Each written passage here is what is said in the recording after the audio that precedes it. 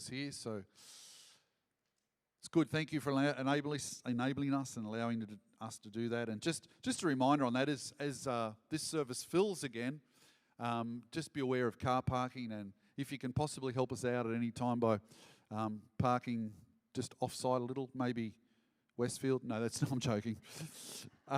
We just as a reminder, we have Red Radiology just over the road here.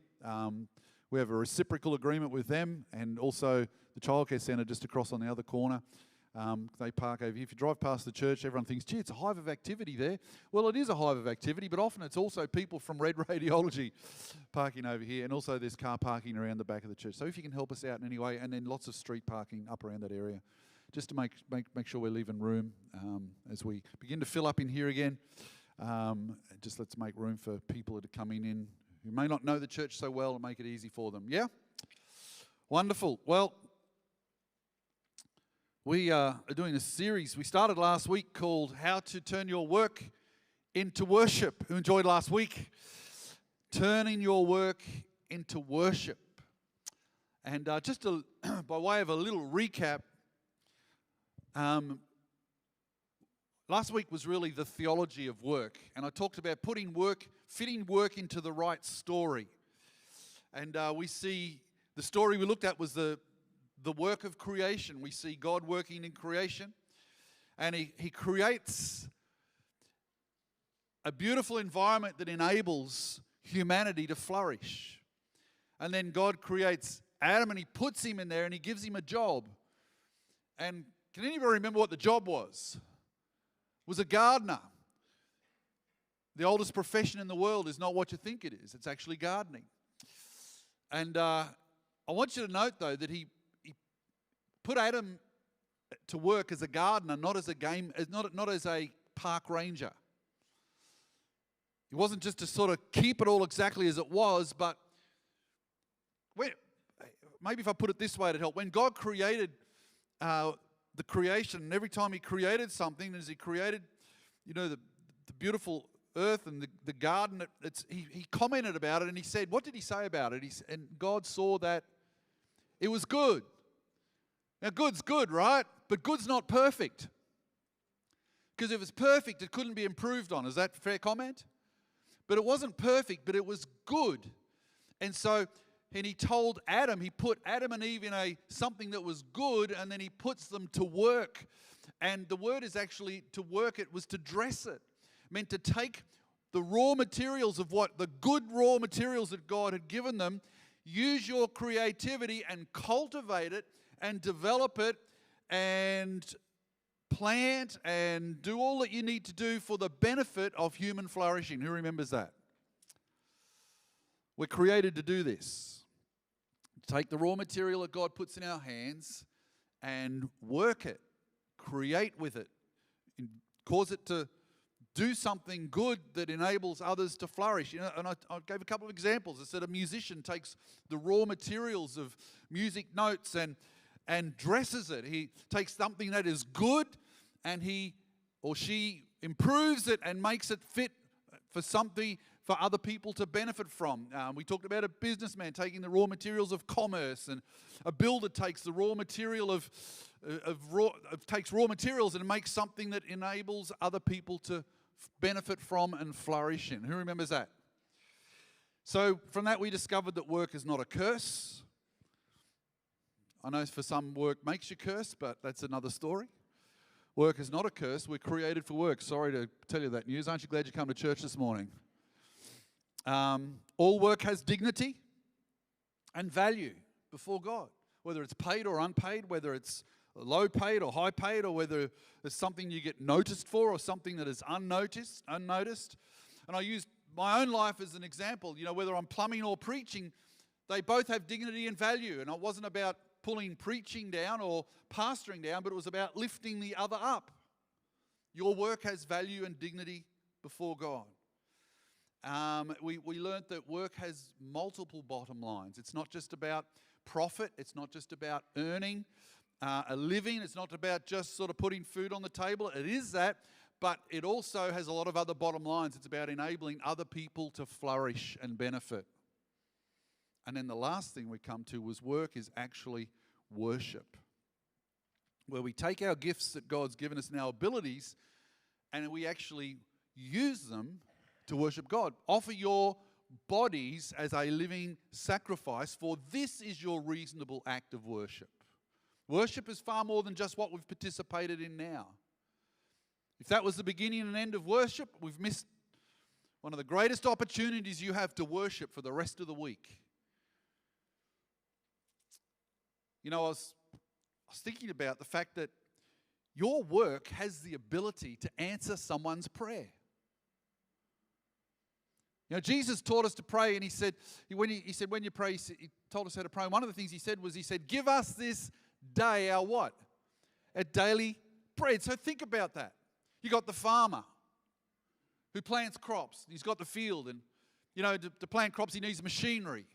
So you know, he has to go to a place that sells tractors, and he gets a tractor, and you know, that gives jobs to mechanics and diesel fitters, and you know, a salesman that sells it to him. And here they sort of see the progression here. So you know, he's got machinery to work the field, and then you need that to be harvested, and that involves another whole bunch of work and you know, support industries. And then there's a truck driver that takes it and drives it in the truck. Oh, it's just a truck. It's just driving a truck.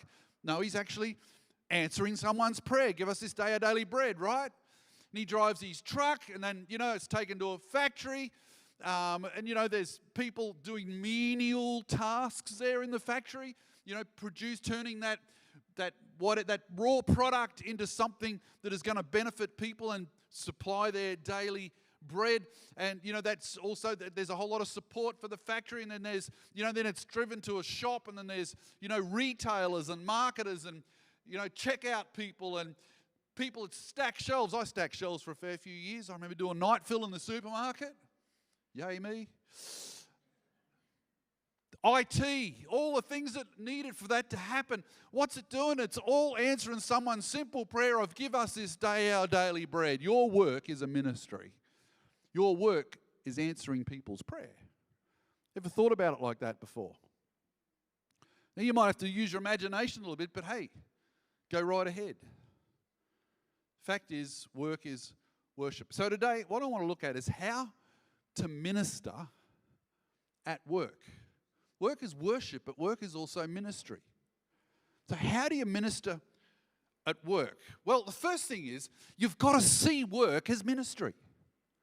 You've got to see it as ministry. You've got to put it into the right story. I've heard people say, I wish I could just quit work and serve God full time. Kind of like work gets in the way of ministry. The implication is this, is if I can't serve God full time, I can't serve God full time unless I'm working for the church. That's often the implication behind it. Where did that come from? Where did that whole thinking come from? It's kind of like, well, you know, Russell, I serve God full time because I'm working for the church. I'm in full-time ministry. Yay me. Reg, is Reg here? Reg, well, he's just a service, you know, he's the operations manager. He only does a couple of days of ministry a week. He uses his God-given abilities to manage projects and applies his accountant's mind to help the Lord's work for a couple of days. That's ministry, but for the rest of the week, well, he's just working. Gets worse. Many of you here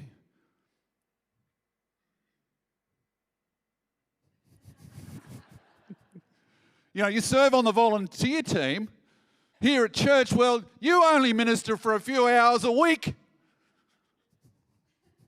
The rest of the week, you're just working.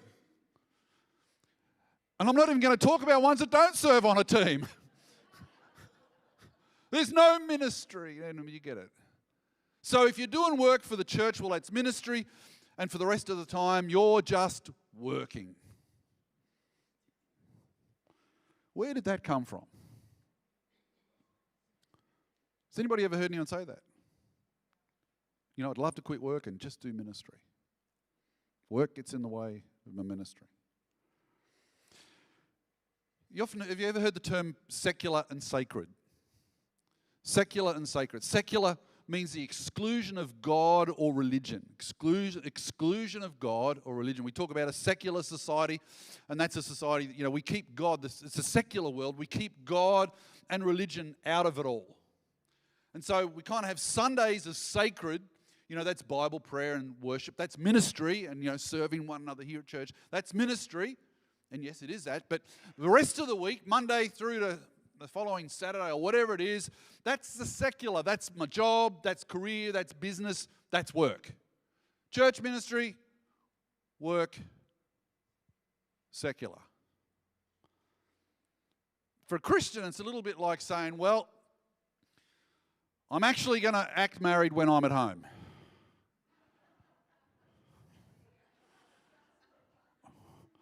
I need to say no more. Because it's very similar.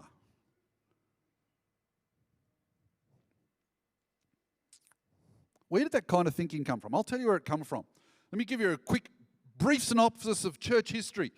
Constantine. Who's heard of Constantine? Back in about 300 AD. He was the Roman emperor. He becomes a Christian. And so he was responsible and best known for making Christianity the main religion of the Roman Empire. Amazing when you think about Rome and what it was. Well, Constantine, the emperor, gets saved. He becomes a Christian, and the whole Roman Empire becomes Christian.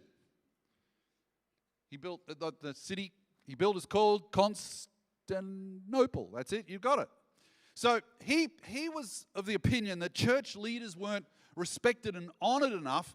So he came up with this idea where the church leaders needed to be separated out. They needed to have special robes, and churches needed to have special architecture, etc. And so here we have the phrase was coined of the clergy and the laity. The clergy. Well, I'm clergy. That's about the sacred. And so, so we kind of, it's all about ministry. That we do the ministry, and then you have the laity. That's you. You look after the secular. You kind of like, you might involve yourself in ministry just part-time and every now and again when you do something, but ultimately, I'm about ministry, you're about work. I'm about the sacred, you're about the secular. That's kind of where this all come from. And there's a dividing line that come between the secular and the sacred. Can I just say, that was never meant to be.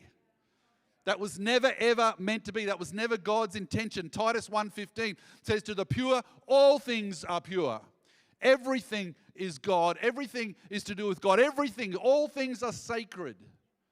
The Jewish mindset, there's no such thing as the secular and the sacred. God is part of it all. There is no exclusion. There is no part of our life that God is pushed out from. So you have to firstly see your work as ministry. Vocation. Part of vocation is voca, call. Your work is your ministry.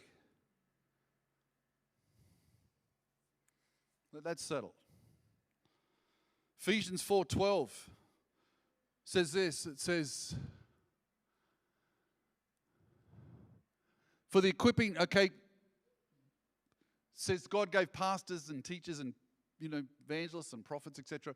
For the equipping of the saints, for what? For the work of the ministry.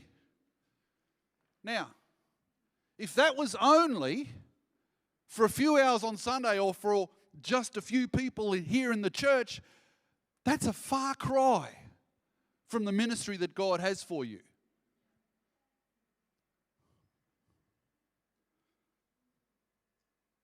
Today is about equipping you for the work of the ministry.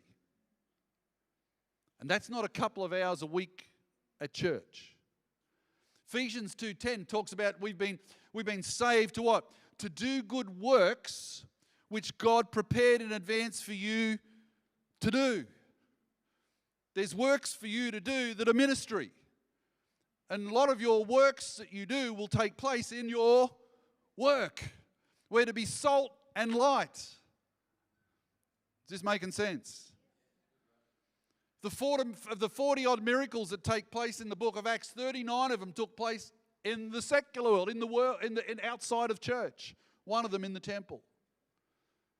Today, we're the church gathered. And that's where you begin. That's where you find where equipping takes place, and you're built up. And that's why we, worship. Worship is not just about this moment here in time. It's to build you up for tomorrow. That's why if we can't get it right here, man, if we can't get the motor started here in church on Sunday and kind of lift up our hearts and praise and worship, we've got no hope on Monday morning. If we can't worship amongst the gathering of the saints together and lift up our voices together, you've got no hope on Monday, Tuesday, Wednesday, Thursday, Friday. So the reason we do the things that we do when we gather together, it's to equip us and to build us up ready for the church that is gathered to be scattered, to go out into our marketplace and into our world and into our work and into the places that we go to and to minister. Are you hearing that this morning?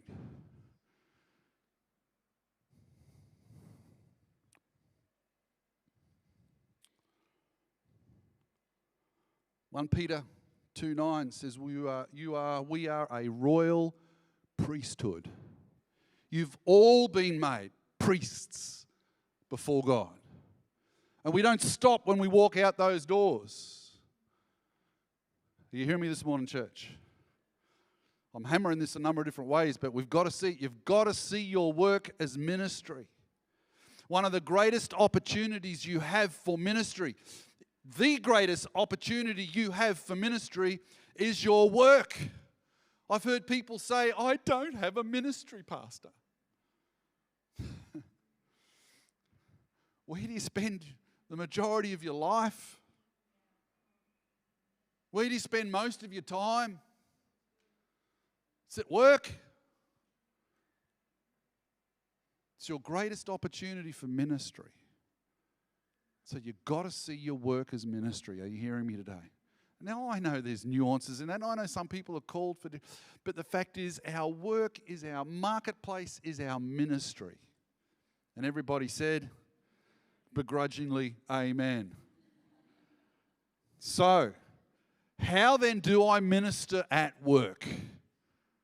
How do I minister at work? It's a bit like the pilot thought, my work is my ministry. So he thought he would minister at work. So comes over the intercom, he says, good afternoon, ladies and gentlemen, welcome aboard. Just want to ask a question before we go any further. I just want to ask you this question. What would happen to you if the plane crashed on our flight today? Now, I'm not expecting that to happen, but just what would happen if we had a crash and you all were to die? Would you be ready to meet your Maker? I'm here to help you. Do we have any Christians on board? Would you please raise your hand? I want you to look around, people. If you want to talk to them about your eternity and whether you're right with God, please feel free to talk to them. Please sit down, buckle up, and lean back and have a little snooze and enjoy the trip. Where's Dave? How do you think that'd go down, Dave? I mean, I said go down. I didn't mean that. Not well with your boss. Well, we're going to talk about your boss in a minute. Have a wonderful flight, ladies and gentlemen. So how do I minister at work? Does it mean I'm just, talking to people all day? And the boss is kind of like, if you don't, sorry, boss, I'm ministering. I'm just doing the Lord's work. How do you minister to people? Or how do you make work a ministry? Let's make this as simple as we can. Number one, you've got to earn the right to minister. And how do we do that? You earn the right to minister by the quality of your work. You do your job. If you're the pilot, you land the plane. Well.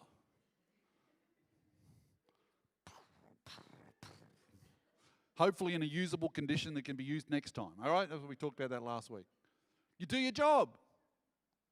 You do it well. Don't let bad work hinder good news.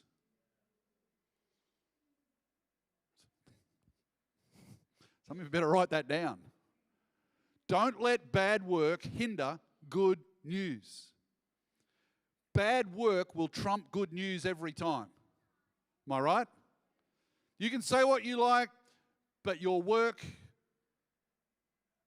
will speak louder than your words.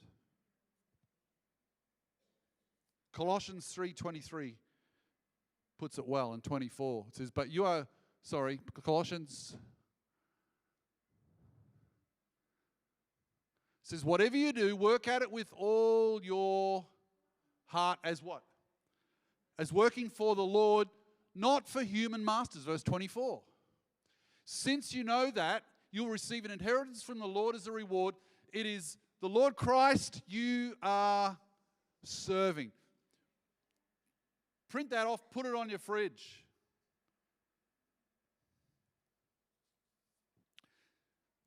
It's really simple when you're a Christian. You actually only have one master, and his name is Jesus Christ. Ultimately, you only have one boss, one Lord, and his name is Jesus. When it comes to your work, you've got an audience of one. And listen to this. He wants to put himself on display through your work. He wants to display himself through your work. The way you use your time, your integrity, the attitude that you bring to work, the quality of your work ethic, the fact that you're not gossiping, you're not getting into the office politics or the work politics or the job site politics. Are you hearing me? And he wants to actually display himself through your work. You go, well, what if I've got a terrible boss? I've heard that said around this place.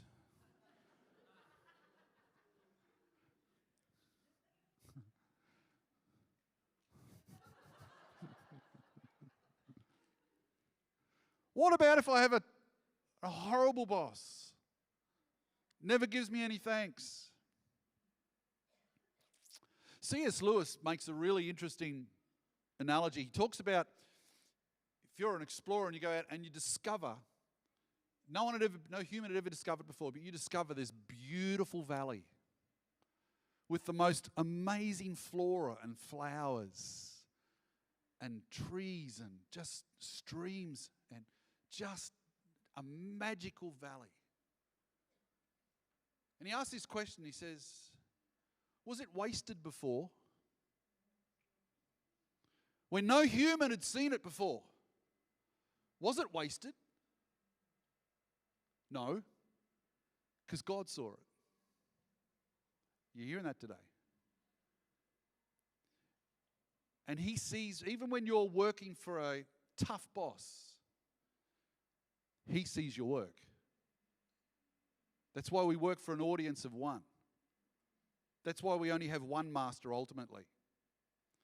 And by our work, we put the worthiness of God on display. 2 Corinthians 5:20 says, we are therefore Christ's ambassadors, as though God were making his appeal through us. We implore you on Christ's behalf, be reconciled to God.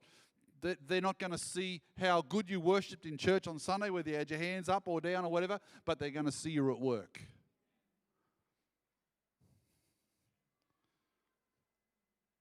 So, we have one master. And so the first way we minister at work is we serve God well. We serve God well.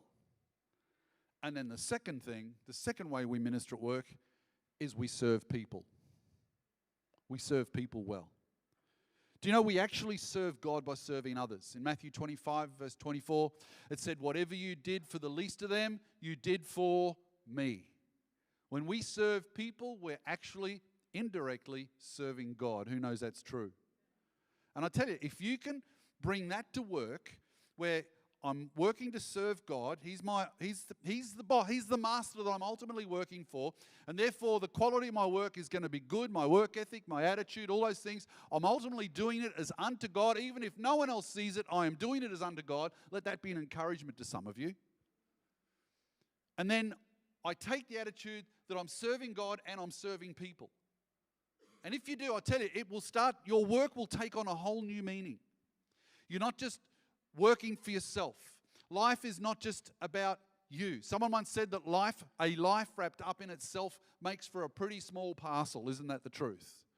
And so our life is about serving other people. It starts to take on a new meaning for what we're doing. It makes us more like Christ. Jesus didn't come to be served, but to serve and give his life. How many know that makes us more like Christ? And one day we're going to be rewarded for the way in which we served one another. Jesus said, one day you will hear, well done, good and faithful servant. So how do I serve people? Let me make this real simple. And there's lots of ways. And I'm sure if you sat down and talked about this in your life group or talked about it with some others, you could come up with a myriad of other ways. But let me give you some principles and ways in which we can serve people at work. Number one, we serve people by accepting them. By accepting them. You cannot minister to what you don't accept. Can I say that again? If you cannot minister, you cannot be Christ, you can't be the gracious Savior, you cannot minister to people you do not accept. And there's a whole lot of reasons why sometimes we struggle to accept people. I've heard people say, well, I don't like my work because they're all such sinful people. They sin. Got news for you. What makes a sinner a sinner? They sin. Why are we surprised? They cannot help but do anything but sin because that's the nature, that's the bias of their nature without Jesus. Are you hearing me? So why are we shocked? Why are we so tut-tut, judgmental? That's not this church, that's just other churches. People do that. So stop judging and start accepting. I mean, it's such a Pharisee thing to do. The Pharisees, classics, looking at sinful people and going, I'm glad I'm not like them. You know what? If we're not careful, we can have that same thing at work. Glad I'm not like them. Can I just say this morning, you can accept people fully without approving of their lifestyle. Jesus was known as a friend of sinners. He accepted people unreservedly, wholeheartedly, without approving of their lifestyle. Are you hearing me this morning? Romans 2 says that his acceptance, talks about his acceptance leading us to repentance. You're never going to minister to people that you work with unless you accept them.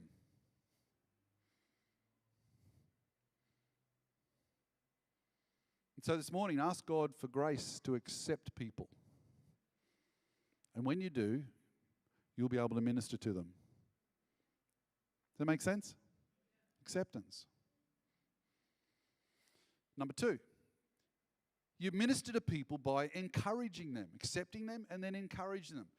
Let me let you in as a little secret. Everybody you work with is having a tough time, has a hidden hurt, and can use encouragement. Are you hearing me today? So let me ask you the question. Are you, at work, are you an encourager or a discourager? Do you give more strokes or pokes? Are you a stroker or a poker?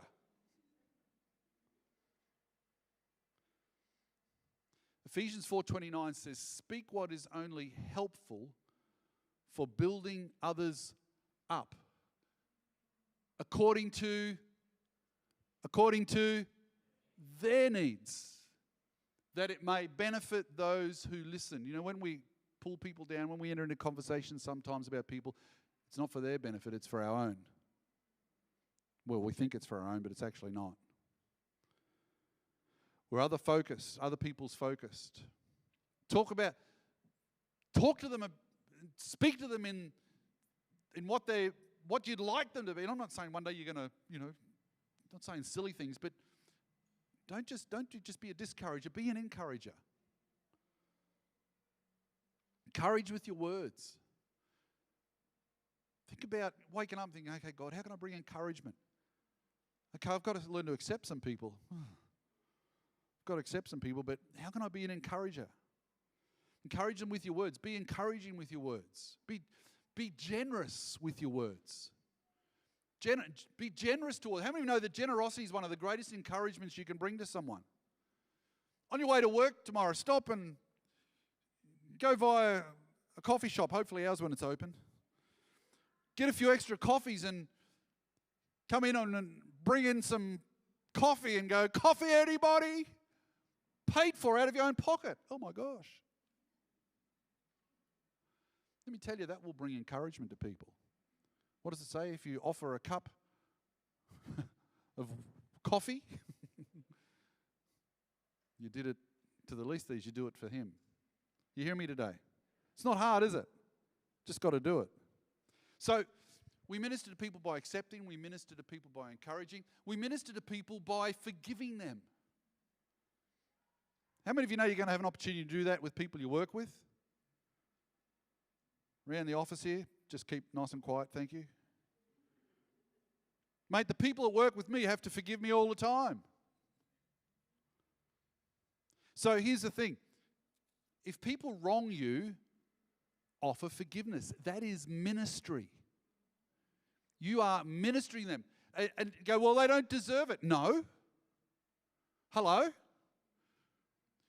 Were you offered forgiveness from Christ because you deserved it? No, because he was gracious, undeserved. Easier said than done, isn't it? But how true. If you want to stand out in a workplace, if you accept people, because there's often someone in that workplace that people just do not accept. If you accept them, if you encourage them, and you offer forgiveness, that's ministry. And listen, don't only offer forgiveness. If you blow it, ask for forgiveness. Say sorry. I'm not talking about falling on your knees before the boss every day and go, please forgive me. But if you mess up, just say sorry.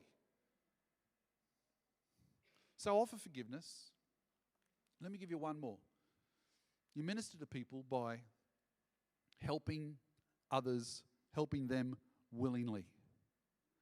Helping them willingly. You know, we talked earlier about care. Did you know that care makes up the majority of the word career?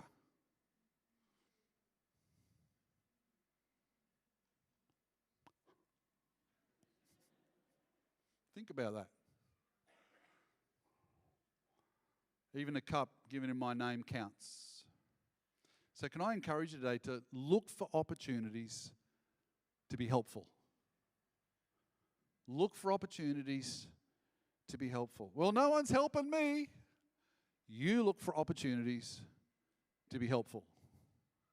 Let me say it again. Look for opportunities to be helpful. It's not rocket scientists. And let me tell you, if you can just take those 4 simple things, and there's a whole lot of others you could add.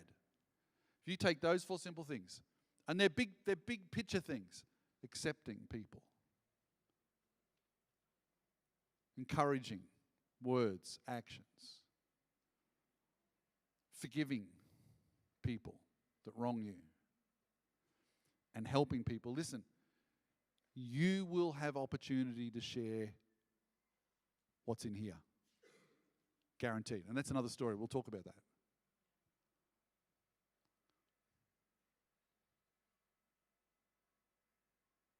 Like I said, it's not rocket science. We've just got to do it, right? In fact, I'm going to get the worship team back up here. So, how do we minister at work? We minister at work firstly by serving God. Got an audience of 1. Makes life pretty simple, really, doesn't it? Means on a whole lot of levels. I don't have to think about whether I do the right thing or not, whether I can get away with it or not. I don't have to weigh up the cost-benefit analysis if I can get away with that. And no. even if the boss wants you to do it. Hey, I've got an order. I'm working for God ultimately, right? So it simplifies life a lot. But I also want to do things well.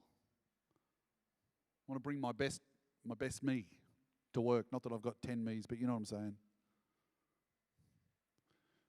And then we minister to people by serving them. I want you just to think for a minute. Who is it in your orbit, in your sphere of influence? Whether it's paid work, volunteer work, home environment, whatever. Who is it that needs your acceptance? I want you to just say, God, give me the grace to accept. Accept. You know, Romans 15 says, God, to accept others even as Christ accepted you. How many of you are glad that you didn't have to become acceptable before Christ accepted you? And He makes us acceptable. You're right? Is that the truth? And I want to encourage you today, don't wait for people to be acceptable before you accept them as people. Accept them. We're Christians, right? We're going to act like Christians. We're going to minister as Christians. Not just here. Not just in the sacred. But every day sacred. Accept people. So who needs your acceptance this week? And in doing so, you're offering the acceptance of Christ. Number 2, who needs your encouragement? Guarantee, if you look around, you won't have to look very hard. You will find, it means you're going to have to start looking at people differently. You're not looking for things to poke, you're looking for things to stroke. You're not looking for things to pull down, but you're looking for people to lift up. You're finding things to encourage them in, to strengthen them in. Seriously, it's as simple as that, but as hard as that. Who needs your forgiveness this week? Who did a lousy thing to you in the office, on the workplace? I told you last week about my little trip down the sewer hole. I wasn't too forgiving for a while. But let me tell you, let me ask you the question. I maybe didn't quite understand this back then like I do now, but who needs your forgiveness in your workplace? And if we can forgive in our workplace, how many know we're going to be able to bring that into other areas of our life?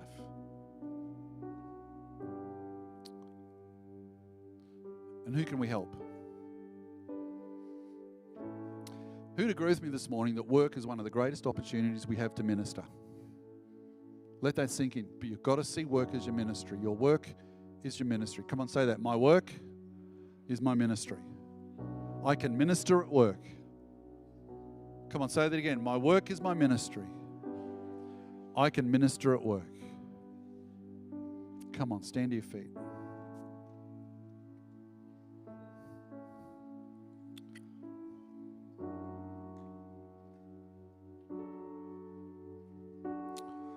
Let's just pray for a moment. Father, I'm praying this morning that we would not only be just hearers of the word, but we'd be what, church? Doers. This has been equipped. This is an equipping time. Church gathered, ready to go and be the church scattered. I don't just minister here at church and then compete at work. They're all places of ministry. Father, help that to settle in our hearts, I pray. Lord, help us to turn our workplaces into places of ministry, I ask. Jesus, help us with this, we pray. Acceptance, encouragement, forgiveness, and serving and helping. Help us to find that. Help us to find opportunities this week, I pray. And everybody said, amen. You received the word this morning, church. Wonderful. You know what? Jesus came not to be served, but to serve. Aren't you glad that Jesus came and ministered to us today?